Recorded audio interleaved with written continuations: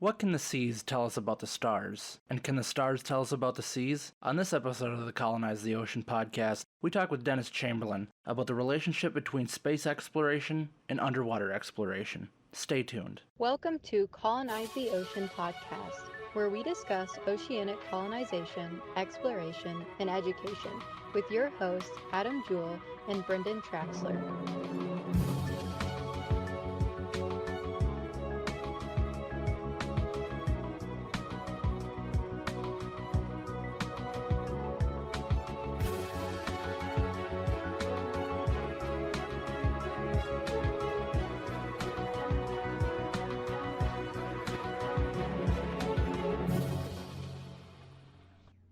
Hello guys, welcome to another episode of the Colonize the Ocean podcast.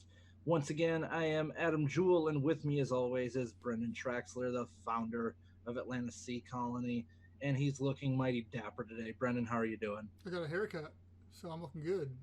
Oh, you look just handsome as can be. Thank you. Too kind. So today we got a guest that we've been chasing down for a while, and we finally nabbed him. We got him to take some time out of his busy schedule and do an interview with us and join us on the podcast. We got Dennis Chamberland. And Brendan, why don't you do a little bit of a background of Dennis quick, and then we'll let him introduce himself. Yeah, I mean, Dennis is gonna. I mean, what hasn't Dennis done is the question I think we do talk about here. But no, Dennis, I don't know. I've been talking to you for a while now, but I found your book, and I was on vacation somewhere, and I shot you an email, and I don't remember what happened. There wasn't much conversation at that point in time, but then a couple years later, I hit you up again, and we just struck up a conversation, got talking, and here we are today. You know, been following your work for quite a while, and I don't want to give everything away because I want you to explain everything that you do. But author, involved with NASA, underwater habitats. You got the whole gamut there, and I'm sure I've missed a lot of it too. So, without further ado, go for it.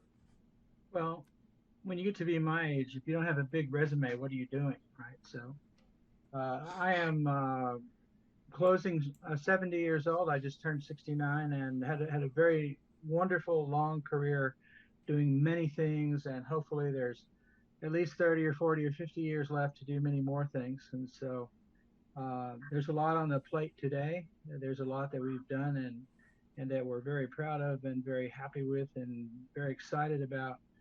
And I just wanted to say up front here, Brendan, you and Adam are really holding up an important end of this undersea colony dream for so many people. You're keeping the dream alive by, for example, by this podcast and all the things that you're doing, and you guys really should be proud of what you've done and what you are doing, because it's making a big difference, and you should keep it up.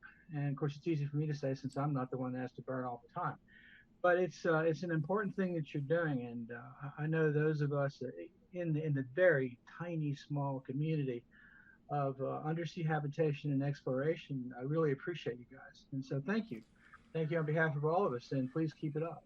Well, thank you. That's super kind of you to say. I appreciate that. No, and I appreciate you inviting me on your show. And you had our chief engineer Joseph Bishop with you a couple of months ago, and both of us are tremendously excited about your program and how it's all going to come together. It's a big ocean. Exactly. And I've had a gentleman come up to me who's involved in a similar program, not as successful as what you've done, but he was very bitter that there was actually two of us in the ocean. There's 3/4 of the planet just wasn't big enough for two people. So I'm very happy that you have a great attitude and that you have a very positive and constructive attitude, and in a community that's so tiny where everybody knows everybody else. You can only go in one of two directions. You can go big and go strong and be creative and build things and be innovative, or you can go negative and you won't have a friend in the world and you'll probably drown all alone. So Yeah. Well, thanks for inviting me into your program, and you're certainly welcome into ours. We'll share anything.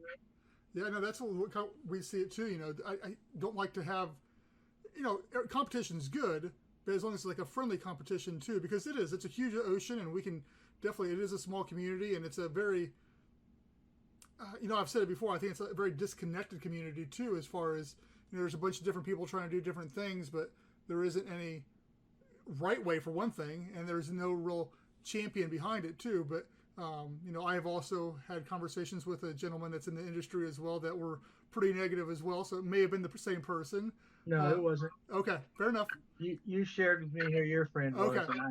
Well, it wasn't the same guy. That's sad that there's so many in this small community that share that viewpoint then, because had it been one person, okay, but if there's more than one, then yeah, that's kind of sad. Yeah, it is. But anyway, enough of that. So who is Dennis Chamberland? Well, Dennis Chamberlain is a lot of people, and I had a very successful long career with NASA. I'm retired. I'm a husband. I am a father. I am a grandfather. I'm an engineer, scientist, writer. All of those things keep me busy day in and day out. But most importantly, more than anything else, I'm a child of God. I'm a child of the King, and I take my spirituality extremely seriously. And it is a part of everything I do, everything I write, everything that I build. And so if you want to talk about Dennis Chamberland, you have to first talk about Dennis's spirituality, and everything comes after. Okay. So I guess where do we want to start? So you wanted more than a 5-minute podcast? I mean, I knew I was going to get there, but I also, So let's build off of what he just said. So tell us how, because you said your spirituality is very important to you. How did that play a factor in your career path and like all your interests and your accomplishments? And like you said, you worked for NASA. You've obviously, we'll get to it. You've built underwater habitat. So like, if it's a very big thing for you, how did that play into your career? Well, there's nothing about my life that doesn't include the spiritual component, and that's because as a serious follower of Christ, I pray without ceasing. And it is said that that the great Civil War general Robert E. Lee lips were constantly moving in prayer, and he never stopped praying. And I would like to think that is an attitude for my life, so that everything that I do comes about because of God's working in my life. And so my career at NASA, all the opportunities that I had there, the undersea colonies venture, they all have the spiritual component built in, because it all came about because of that relationship. So there's no part of my life that has not been directed by that or influenced very strongly by it. No, I'm not afraid of it. As a NASA scientist and an engineer, when you're in a very technical field, there is truly a lot of atheism going on. I just have never been afraid of it. It's never or rarely adversely affected me. Occasionally it does, but rarely. And I just feel like there is a lot of spirituality going on in almost everybody I've met at the space agency. There's a little bit of atheism, but not much. And so everybody basically understands it, and they give you the right and the privilege to have your own beliefs without being attacked. So it's not really ever been negative for me in my career. And how long have you been a believer? Since I was 12. Okay. Basically, so all your my entire life. Yeah. Very cool. It's hard to segue from that into other things here, because that is such a deep subject that a lot of time could be spent on talking about somebody's relationship with Christ and their spirituality, which I'm not a huge fan of the word spirituality, but yeah, I understand, and I just want to make sure that there's no occasion where I shy away from it. Sure. So I'll lay it out up front, and I'm very proud of it and happy for it, and give the Lord all the credit for everything that I've done every accomplishment that I've made, and he's pulled me out of many, many holes that I've made for myself because of my own innate stupidity. Yeah. That has also been a component as well. Yeah. Definitely. I understand that one probably more than I should, but yes. Which means you are a true brother. I accept that. Yeah, definitely. So let's talk about how in the world Dennis Chamberlain got involved in undersea habitation. Let's go for it. Would that be fair? Let's go for it. I'm going to go ahead and conduct your show for you, sir. Hey. So, you sit there and Hey, nod. you're taking a responsibility away from us, and that's all. That's all we could be. You guys just sit asking there for. and nod, and I'll make sure you know when the show's over. So, well, it's been a dream of mine since I was a young child.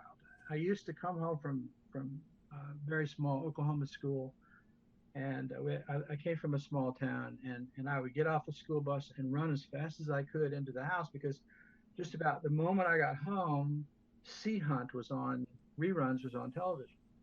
So I would sit there with my homework and watch Mike Nelson do his thing while I was supposed to be studying.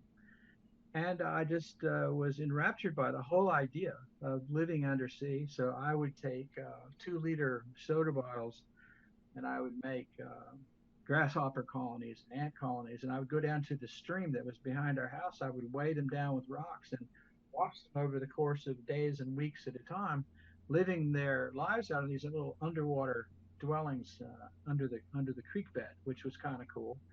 And so it was just something that I always planned for. I always knew I would do. And so one day I was in the Navy, and I got my orders for Hawaii, and I got off the plane in Honolulu, and I walked down to my quarters, and lo and behold, they were on Waikiki Beach, Port Tarusi. And the beach was about 50 feet from my back window. And so I spent, I don't know, continuously, day in, day out, diving with a snorkel on that beach. I knew the bottom of that reef like the back of my hand. I knew where every moray eel was, and where every fish lived, and I just spent hours and hours and days underwater there on that Hawaiian beach. And I just absolutely knew that I did not want to get up and come into the barracks, but I had to, because I was out of air and I was tired and cold, because the water there is not exactly tropical warm as you would expect. But it was really a fantastic experience, and it really cemented in my mind the idea that I wanted to do that and live there full time. And so when I got into NASA, I began, I directed my graduate school curriculum into studying advanced life support systems and controlled ecological life support systems, in particular, in my research. And I did that in concert with my boss to be at the Kennedy Space Center, who was helping me set up my graduate program so that I would be eligible to come to work for him immediately. Long story short, I did come to work in the Advanced Life Support System office there. And one day he called me into the office, and he said, "I just had a visit from someone down in Key Largo. Why don't you go down there to that habitat and see if you can take some of our research down there and do some work?"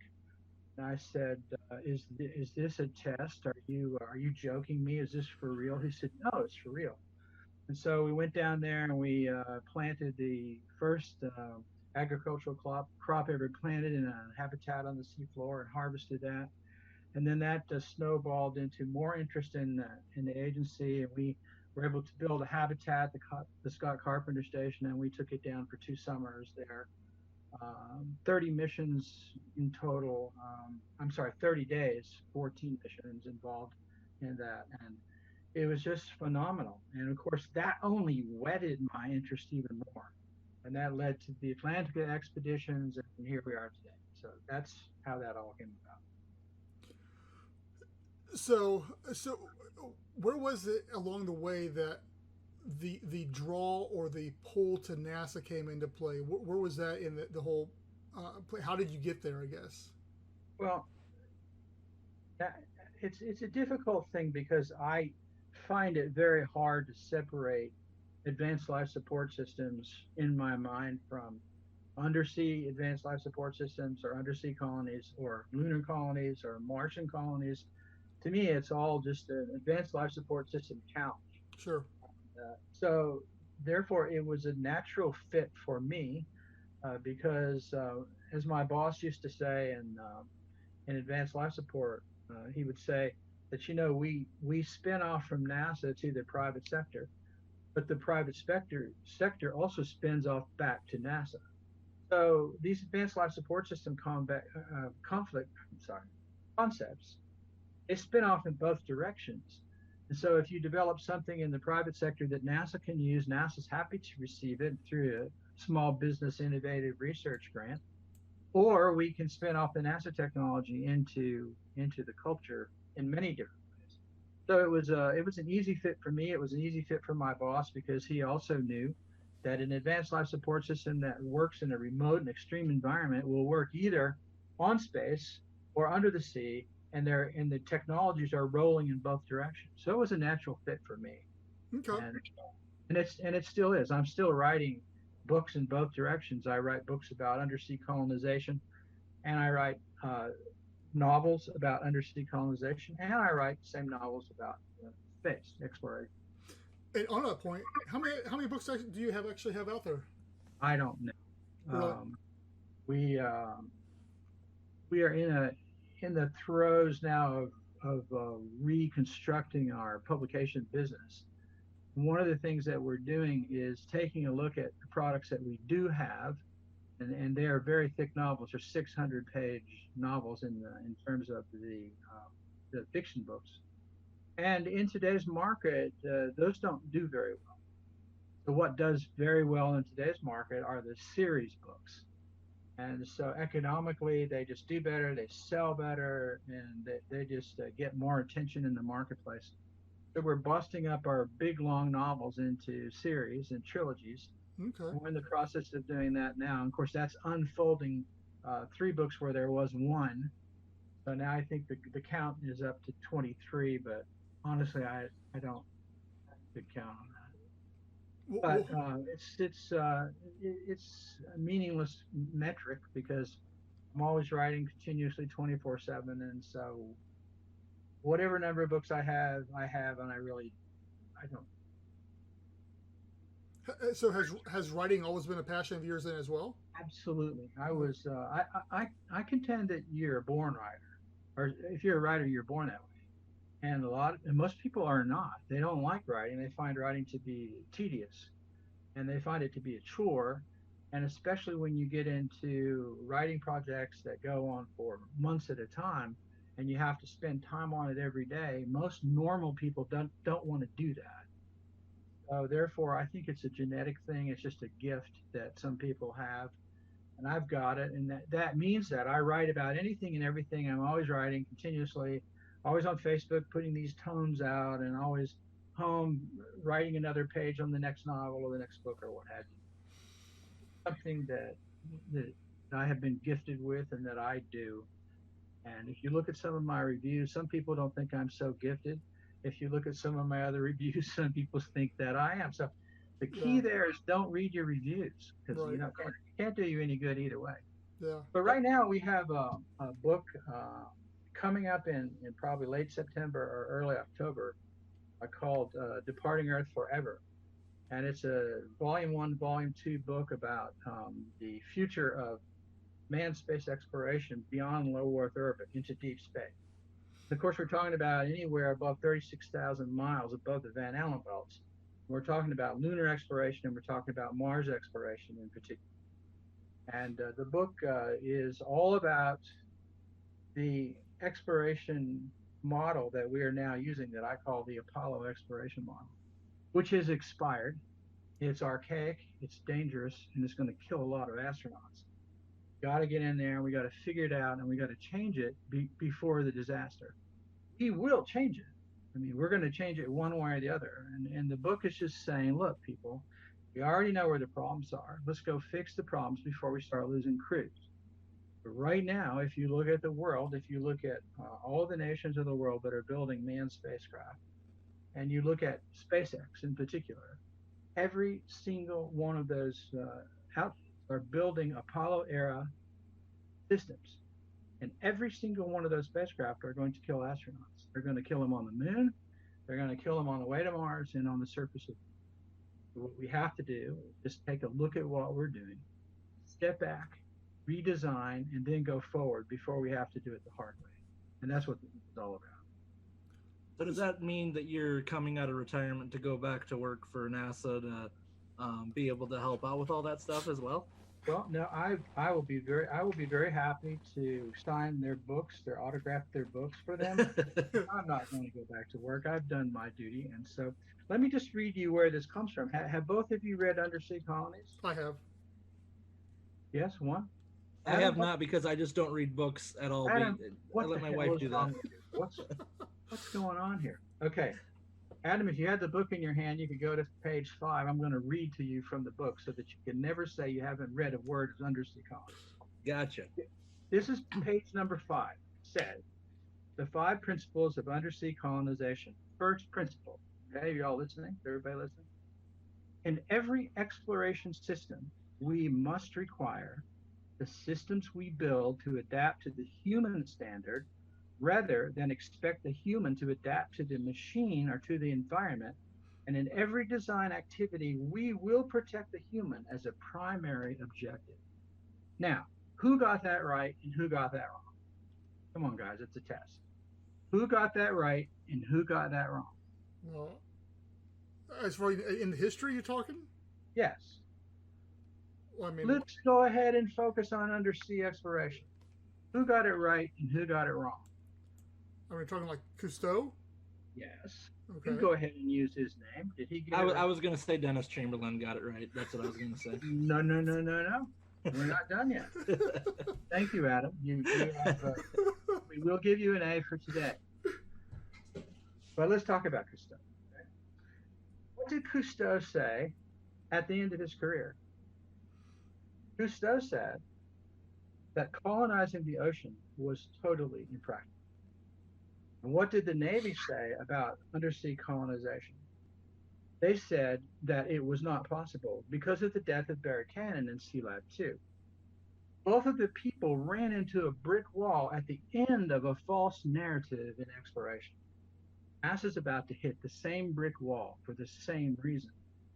And the response to that by the organization that commits the error is that they can go forward and correct their model and do it over, or they can drop back and say, this was never practical at all. And the human nature is once you reach the brick wall or once you reach the disaster point, it's just to throw up your hands and give up and walk away. And you know what? We're in danger of that in space exploration. If we don't get it right, we're in danger, particularly as a country like the United States, whose NASA is funded by the taxpayer, is to find that you wind up with that disaster where 20 or 30 people are killed, and then you just throw up your hands and say, we're not doing this anymore. When you can skip that whole phase by redesigning and doing it right. And so you don't want to wind up like Cousteau, and you don't want to wind up like the Navy and get out of the business because you weren't smart enough to correct your path and do it over and do it right.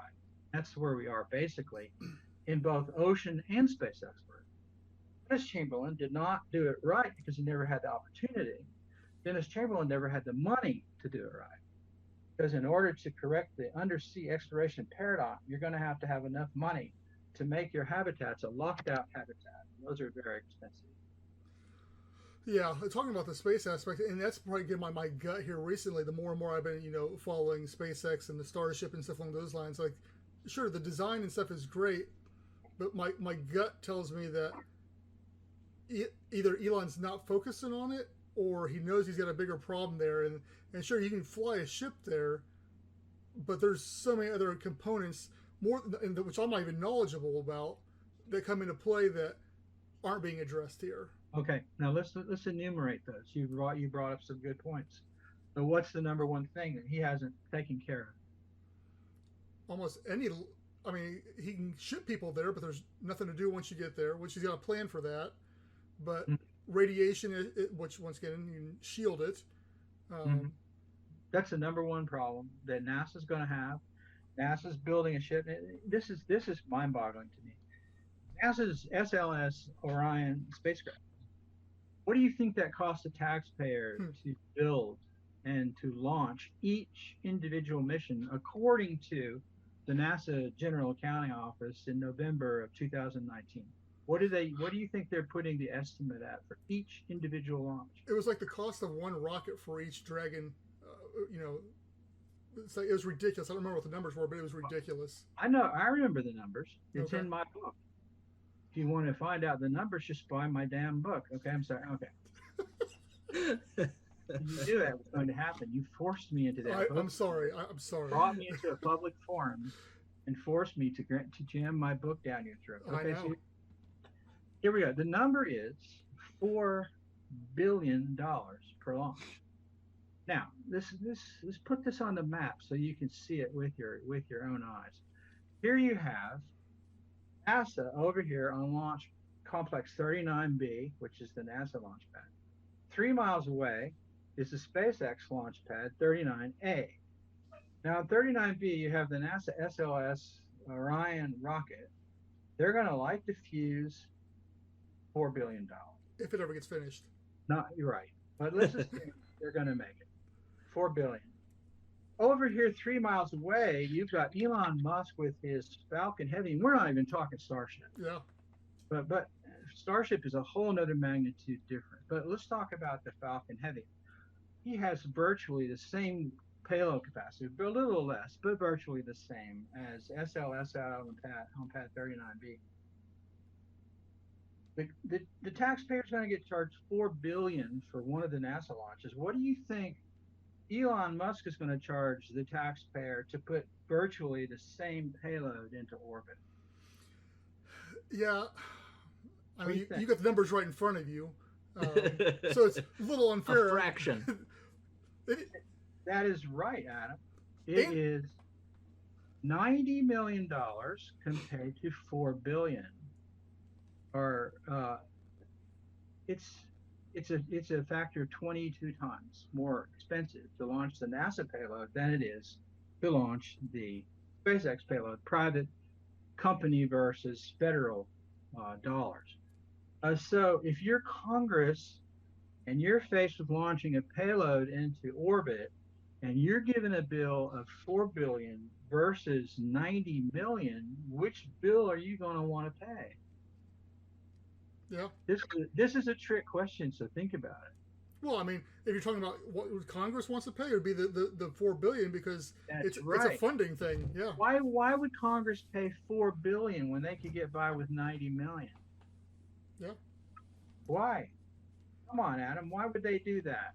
So they could constantly get that same amount of funding. Nope. Because the government owns the printing press. When they run out of money, they print up some more. They don't care that the launch is that much different because they're in charge of the funding and they want the political capital that comes with all those NASA centers based on those states across the country. They worry about that more than they do the amount of dollars it costs per mission. Therefore, they give themselves permission to waste money. And that's how you get the problem of maintaining the status quo, even though the status quo is ridiculously, abhorrently, sinfully expensive, and it doesn't do the job that you intend it to do. It's a dangerous architecture. Now, over on pad 39A, he also has a dangerous architecture. But the difference between NASA and SpaceX is that NASA can retool their systems as they did with the Starship in a matter of 18 months and starting over from scratch, start a whole new system, which Elon Musk did 18 months ago. It's an amazing system. NASA couldn't start over in 18 months, even if they only had to go through their meetings to start over, much less redesign and build hardware. That would just be impossible at NASA. That's what you got going out there on the launch pads, and those are the cost differences between the two different launch systems. Very impossible for NASA to make a quick and dramatic change in their space architecture design. Right. Well, it's also, not only because of the bureaucrats of the whole thing, but it's all pieced out the 50 different companies doing different little things, and yeah. That's right. And all of those companies are decided by the NASA centers who are spread out across the country for political capital. Mm-hmm. That's why they're located where they are. Otherwise, why would you launch a rocket from Florida and immediately take over in Houston? Right. Everybody thinks that's normal, but it's really bizarre.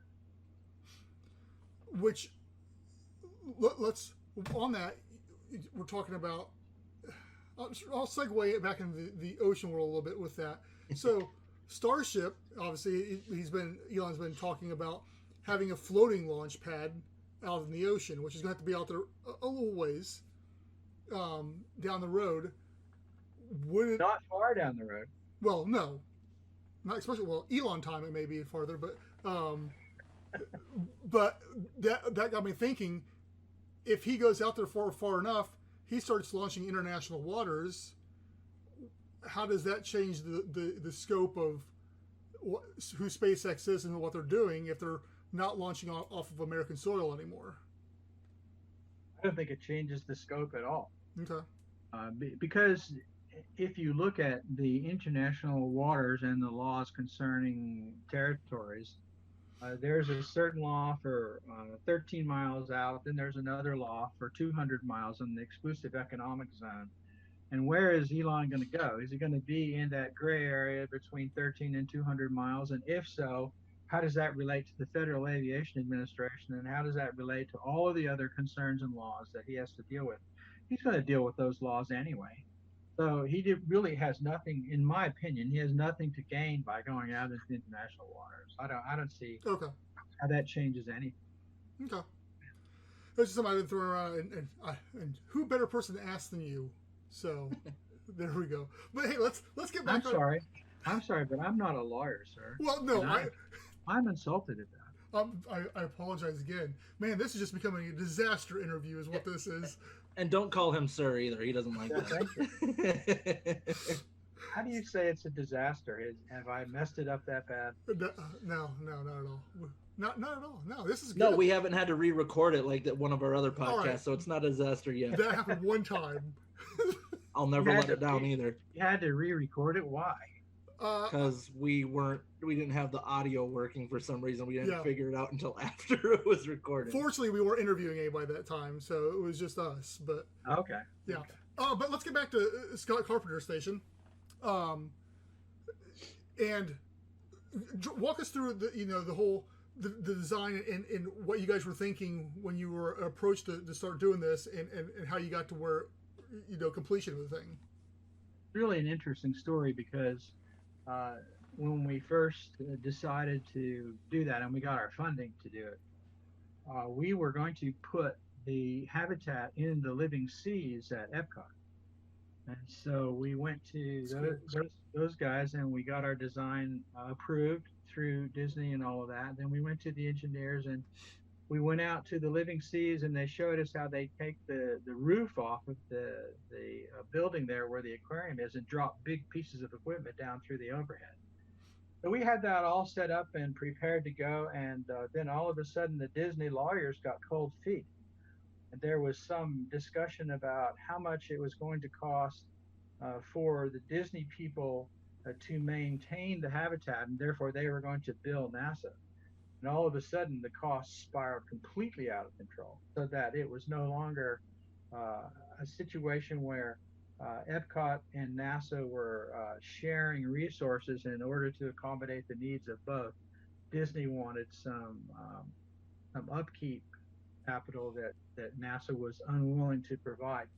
So immediately we switched to Key Largo, where we had a completely different arrangement. We had a very affordable arrangement in terms of our budget, and it completely changed the design of the habitat because it was a brand new situation where the situation was completely different than the Epcot fish tank. So that forced us into a redesign, and which was a very beneficial thing in the long term. It worked out very, very well. We had a fantastic relationship with the people down there at Key Largo at the Marine Resources Development Foundation. And everybody was very happy with the arrangement, and we were able to conduct missions there for 2 different summers in 1997 and 1998. It worked out very well, and it was also a trailerable habitat, massively heavy, but it was a trailerable habitat. And we designed it to take to schools so that we could run the flatbed truck up to the school parking lot, unload the habitat on its legs, and the kids could take tours through the habitat at our different school stops. So we did that for a couple of years also. And that worked out very well. So on the design elements of it, I'm assuming for the people who haven't seen it, which we'll throw up images and stuff along those lines on it, but you entered in through a moon pool of sorts, or? Yes. It was open to the sea. Yeah. And how many people at a time could be in it? Well, we had as many as 4 in there. It was designed comfortably for 2 permanent occupants, but you could have 3 people in there for a longer period of time. 4 people was overloading it, but 3 people could sit in there for a extended period of time, but normally there were only 2. And how long were you down in it? The longest time that my dive partner, by the way, was my wife, Claudia. Okay. So we stayed on one occasion for 11 days, continuous days. And I believe we also went on another period for 9 continuous days. And so those were the 2 longest unbroken missions that we spent in there. It wasn't challenging at all. It was extremely doable. We never felt like we were ready to go at any time. As a matter of fact, the opposite was true. I didn't want to leave at the end of it. It was something that I had prepared for a long time and was not happy to leave. Yeah, and how deep were you? We were at the bottom was at between 30 and 28, depending on where you're at in the lagoon. But the hatch depth was at 21, and that had to be because that was the cutoff for decompression in salt water. Yeah.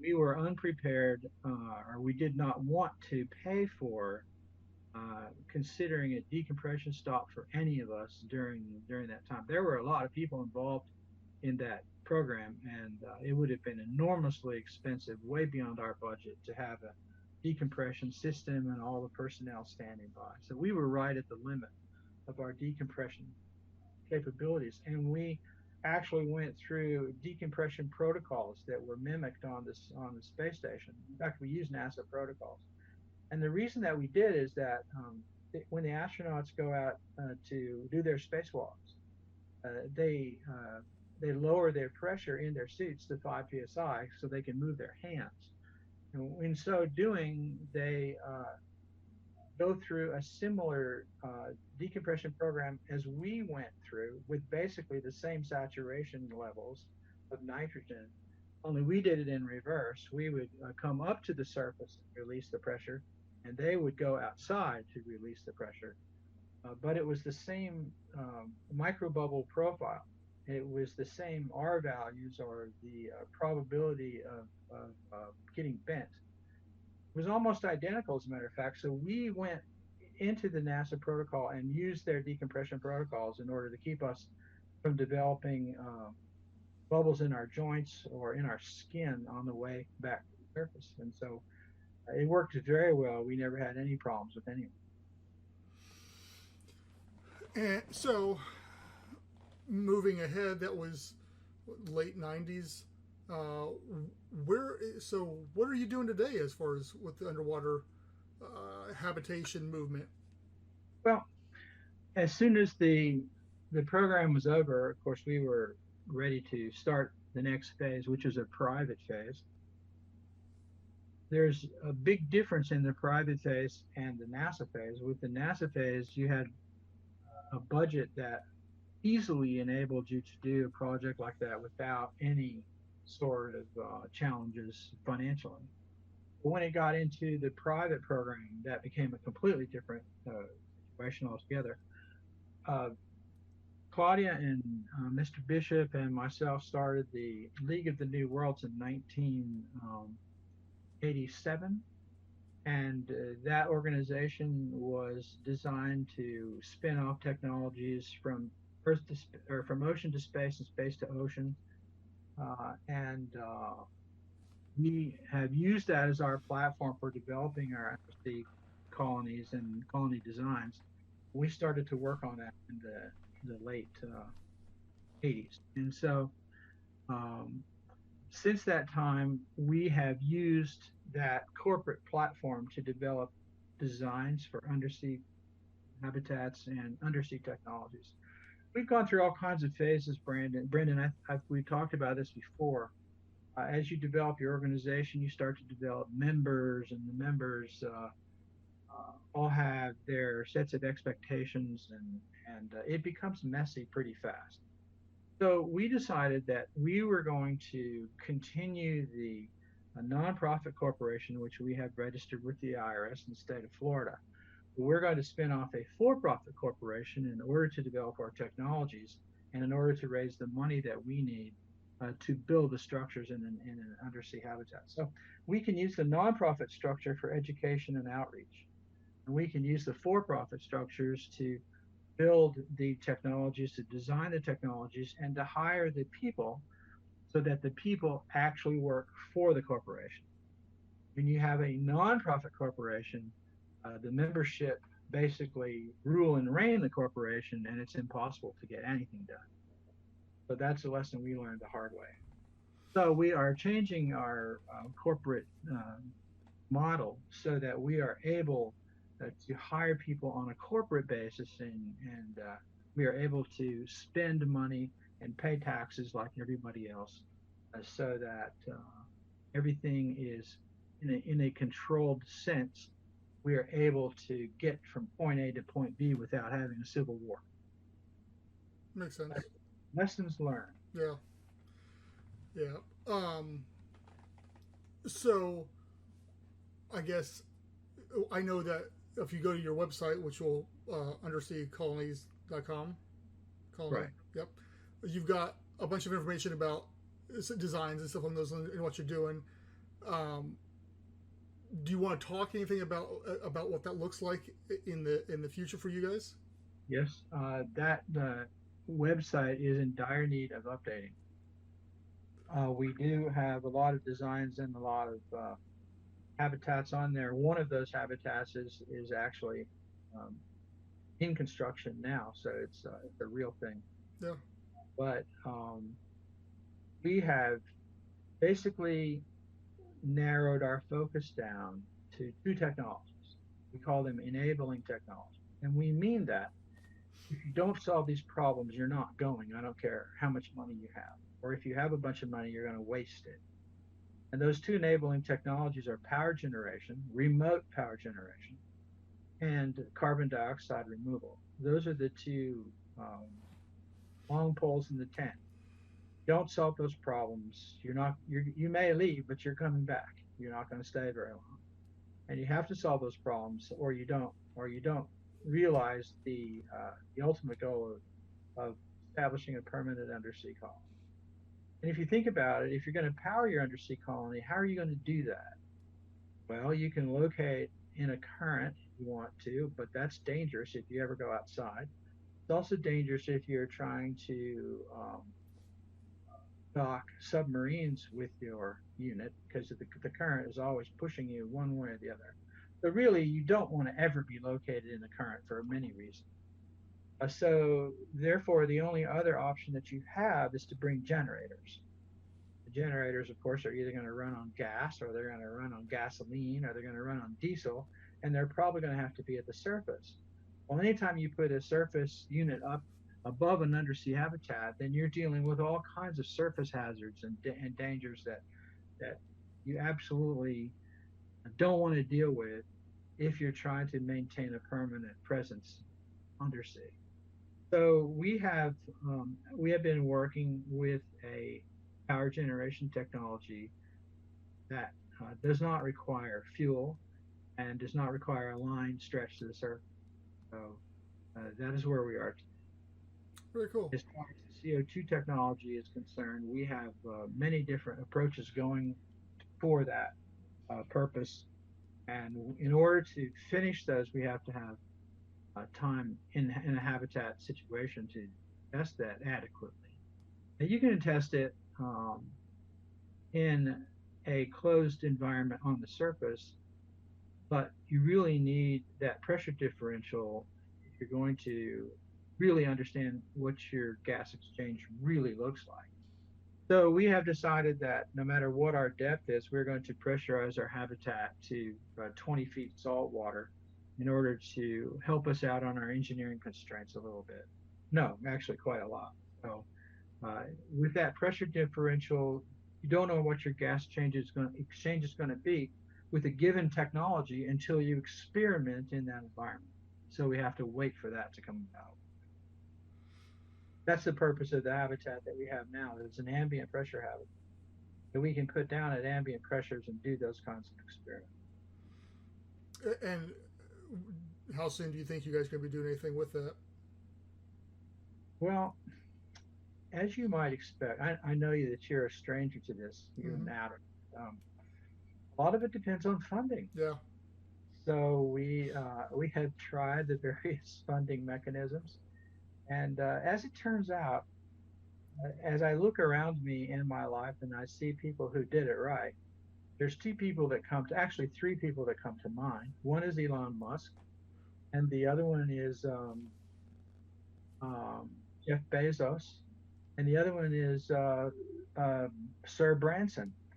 And those guys made their money the honest way and did for-profit businesses brilliantly and took their profits and started to do their exploration initiative. That's basically the only way that our capitalistic system allows for someone to step off and do this kind of exploration. And it's just a rat race to try to get out there and have people to fund you or find people to fund you and do it in a nonprofit organization. It's just almost not worth it. Mm-hmm.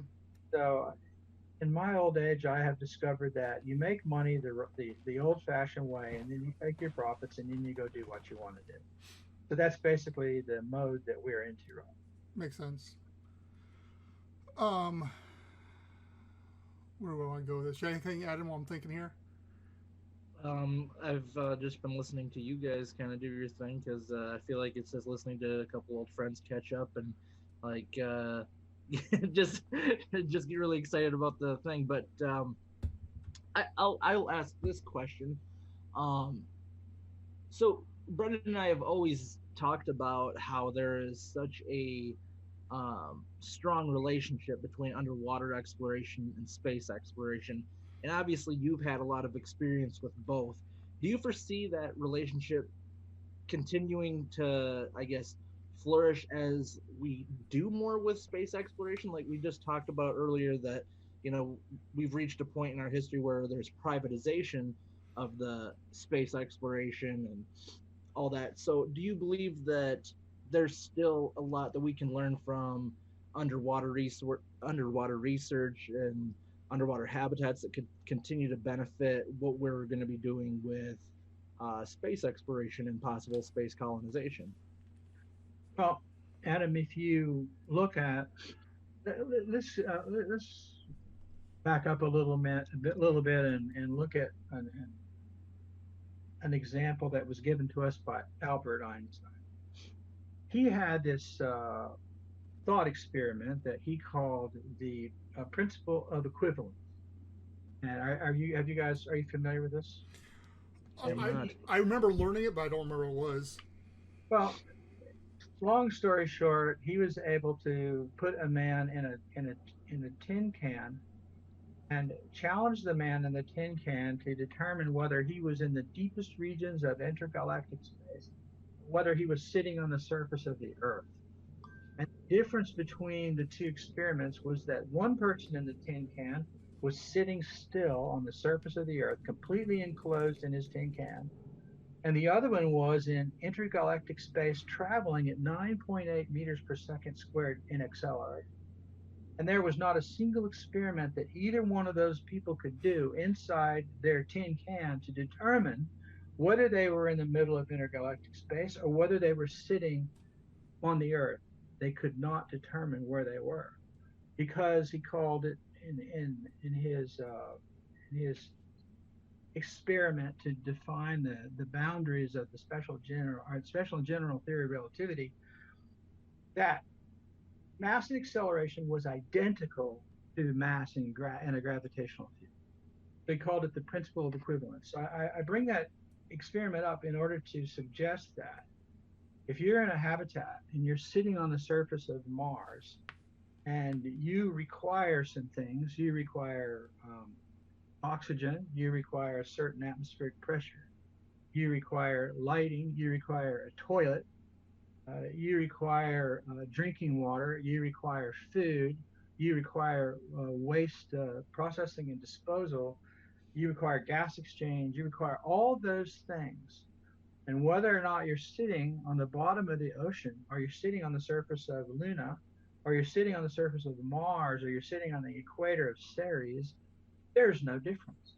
You have to have all of those things in your habitat keeping you alive no matter where you are. So therefore, if we understand the habitation potential under the sea, or we understand it on the surface of Mars or Luna, it's the same habitat. It's the same habitation principles. And of course, on Mars, you're going to have more insulation because the temperature is colder. On the bottom of the ocean, you're going to have thicker walls because the pressure differential is greater. Excuse me. So there are certain differences, but basically, almost everything else is the same. The requirements are the same. So we have to understand how to keep a human alive in a habitat, no matter where that habitat is located. Therefore, it's easy to say that we can have a tremendous crossover between our habitats in whatever environment that we decide to put them in. So it is useful to understand habitation in space. It is very useful to understand habitation on the ocean. And as a matter of fact, we called our undersea station the Space Analog Station because it was analogous to what the astronauts would have to be doing in space in their environment. And what the astronauts are doing in space is analogous to what people are doing on the bottom of the ocean. Their habitats are keeping you alive. The habitats are growing plants. Their habitats are providing toilets and food and entertainment, have a microwave, or whatever you need. They have a fresh water for you to drink. It's all the same, no matter where you're located. Make sense? Yeah, I think so. So I'll follow up on that then. What do you think, whether it's space or underwater, the minimum size habitat needs to be to live indefinitely in? I'm sorry. The question is, how big should it be? Yeah. What's your minimum size habitat that you believe needs to exist out there? Is Aquarius large enough to indefinitely live in, or does it need to be bigger? That's a very good question. It's also profoundly complicated. Mm-hmm. And it's complicated by the fact that different people in different cultures have different expectations and different needs. And so therefore, you and I would think that we have to have so many square feet in order to feel comfortable. And, if we have children, or we have a wife, or we have in-laws staying with us, or whether we have cousins and a larger extended family living with us. In the United States, the standard for that is vastly different than it is in Kowloon, China. So the expectation of your living arrangement is one thing that you have to take into account when you're designing your minimal space. For example, if SpaceX is going to send 100 passengers to Mars on every flight, which they claim to be their design standard for Starship, they're going to send 100 passengers to Mars. And once they get to Mars, they're going to have to move into someplace.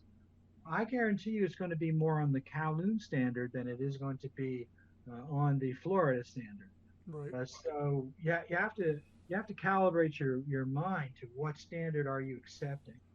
It's a different question when it comes to how much oxygen can you produce for how many people, how much CO2 you can filter out of the atmosphere, or how much fresh water you can provide, or what are you going to do with all that waste, or how are you going to recycle your waste in order to get your footprint back into your life support system?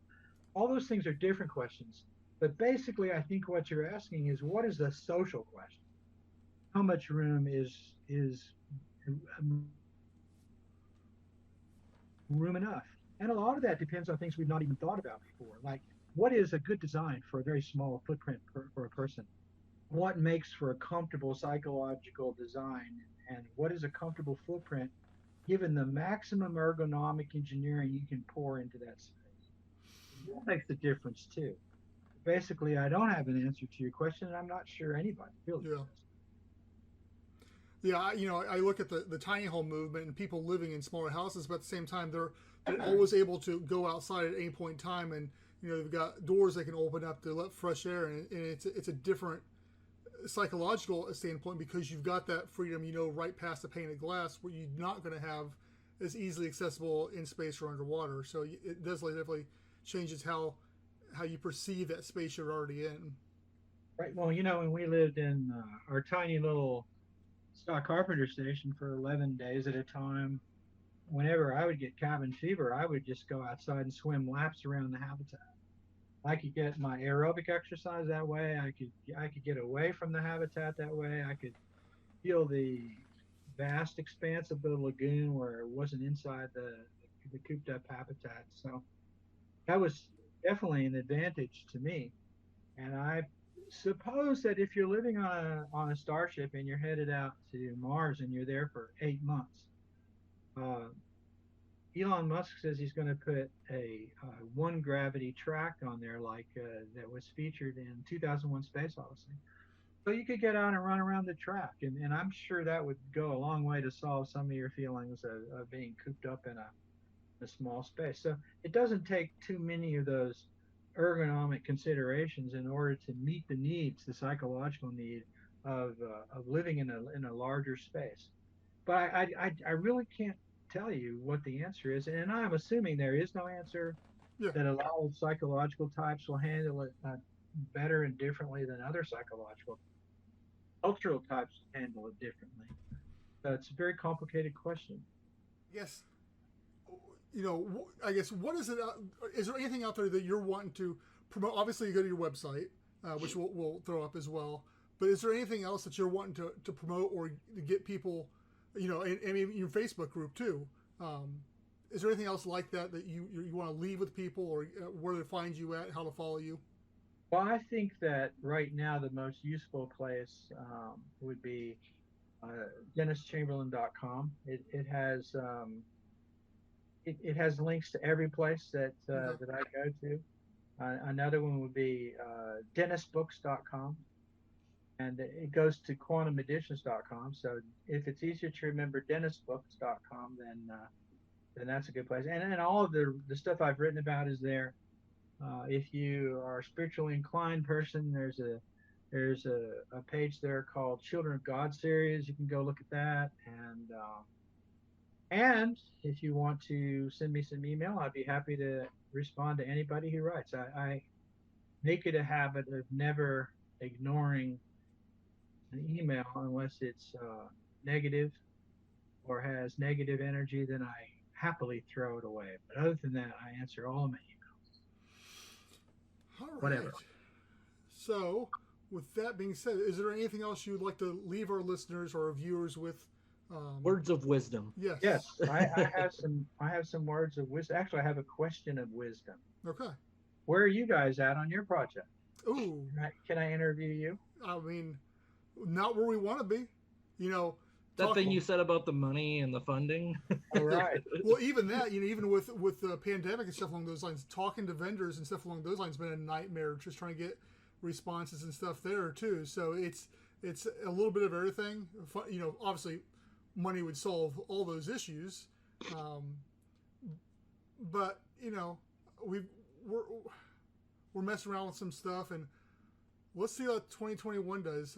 But yeah, I'm hoping to have even a base prototype to test some stuff out in the water next year in some way or another. Do you have a location for this? Not yet. I've been starting to contact some different places, but not yet. All right. Well, it's very fascinating, and At some point in one of our past conversations, you offered me a visit for your facility, so It I'm still taking you up stands. on that. It stands. If it's in cold water, forget it. I'm not coming. Don't But worry, it's not gonna be in cold water. I don't want to get cold water either. I'm not a cold water diver. And you can take your drive suit and keep it dry because I'm not. So we're not going to bring it up here to South Dakota, is what you're saying, Brendan. Is that where you're at? Are you? I am in South Dakota. Seriously? Brendan, you're in Missouri, right? I'm in Mississippi. Mississippi. Oh, well, you're next to the shipyards down there. Yeah, so I'm not. Yeah, To build all your stuff. exactly. That's the right place to be right there. Maybe so. Anyway, but yeah, to give answer your away question, some of our secrets about our Mississippi shipyards, but we'll have to do that on the telephone. there we go. All right, Dennis. Again, you get that bug there, Adam? I've been fighting this fly the whole interview, and I've been trying to be subtle, and I've lost my patience. I'm sorry. But, Remember, it's a COVID fly, but be careful swatting it. It's true. You don't want the COVID. I'm rolling my dice now. All right, Dennis. Sorry. Okay, guys. Thank you very much. I appreciate you coming on. Like I said, we will have to do it again. I think there's a lot more ground we haven't covered that you. There's still a lot more I want to be able to learn, and I like it when Dennis just reads me his book, so that reads the excerpts from it, because then I feel like I've gained it without actually having to read, which is kind of my thing. I'm not much of a reader. Adam, this is your lucky day, because for this next pair of books that I'm putting out in September, October, they're going to be on Audible. Oh, so guess awesome. what? That's right up my alley. Read or listen. That's your choice. That'll be right about the time that when I'm starting to snow blow up here in South Dakota, I'll have a book to read while I'm outside snow blowing. No, you'll have a book to listen to. Sorry. Now listen, Adam. Things how we're buds now. We're fellow bubbleheads. I will send you a complimentary copy of that book. All you have to do is ask. Okay. And I'll charge you $400 for postage, but I will send you. Well, I mean, there's always a catch, right? Just kidding. Yeah, you can have it. You can have a complimentary copy of the audio book, no problem. I appreciate that. Sure. But yeah, like Brendan said, it's good to be able to talk with other people that are in the same industry that, you've already broke into the industry. You've been doing this, so I broke out of the industry. What's that? I broke out of the industry. It's called. Well, yeah. So it's nice to be able to talk with people and, like you said, form friendly relationships as opposed to the, aggressive competition and all that. So yeah, like Brendan said, we're gonna have to do kind of like a part 2 or a to be continued, because there's still so much that we can talk about, and just for your experience, your history, and all that. So with that being said, we want to have you come back, and I hope that you're not as elusive the second time around. So I'll be able to get you on. I would like to promise you that I won't be. Let me promise you that I'll try not to be. I'll take that. Brendan, I got nothing else, buddy. I think we're good here. Dennis, thank you very much. Right. Thank you for asking me. And once again, you guys are doing a great job. And keep it up. And pretty soon, we'll all have this round table together on the bottom of the sea. Can't wait. It's coming. We would like to take this opportunity to thank our first patron, Edward. Thank you very much for your support. As a patron, you get perks such as early access to the podcasts and other videos. Plus, we'll have polls from time to time that you get to take part of. So we encourage you to hop over there for as low as $1 a month and support us on that. Thank you guys for tuning in again to another episode of Colonize the Ocean podcast.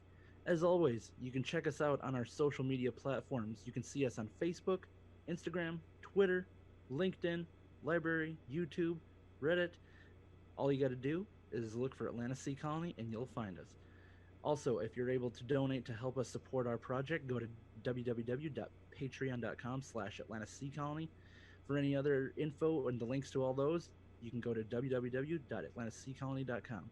Thanks again, and we'll see you on the next episode.